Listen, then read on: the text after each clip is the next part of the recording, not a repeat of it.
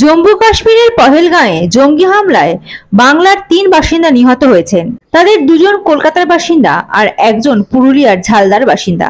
পহেলগাঁয়ে জঙ্গি হানায় প্রাণ গিয়েছে বেহালার শখের বাজারের বাসিন্দা সমীর গুহ, পাটুরির বাসিন্দা বিতান অধিকারী এবং পুরুলিয়া ঝালদার বাসিন্দা মনীষ রঞ্জন মিশ্রের। স্ত্রী সর্বরীকে নিয়ে উপত্যকায় ঘুরতে গিয়েছিলেন সমীর। বিতানও স্ত্রী মোহনা এবং তাদের সন্তানকে নিয়ে ঘুরতে গিয়েছিলেন।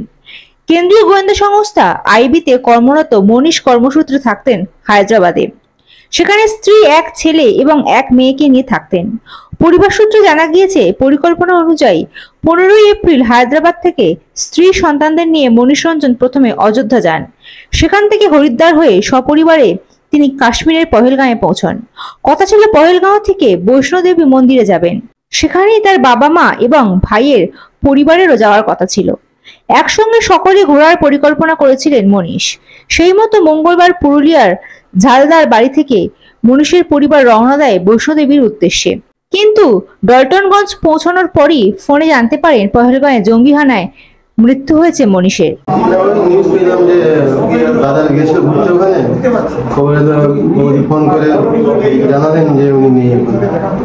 কিভাবে হয়েছে ঘটনাটা? কোথায়? কে হয় আপনার? আমার দাদা। কি করতেন উনি? Ministry of home affairs. আর কি খবর আছে, কি তথ্য পেয়েছেন? আর বেশি কিছু খবর নেই। উনি কি, ওনার দেহ কি এখানে আসবে? বলেছে কালকে আসতে পারে, এখন কিছু ঠিকঠাক বলেনি। কি নাম আপনার? Vineet Ranjan. Bureau report, ND Bangla news. সবার আগে সব খবর, সঠিক খবর পেতে ফেসবুক পেজটি ফলো করে এবং ইউটিউব চ্যানেলটি সাবস্ক্রাইব করে রাখুন আর শেয়ার করতে ভুলবেন না।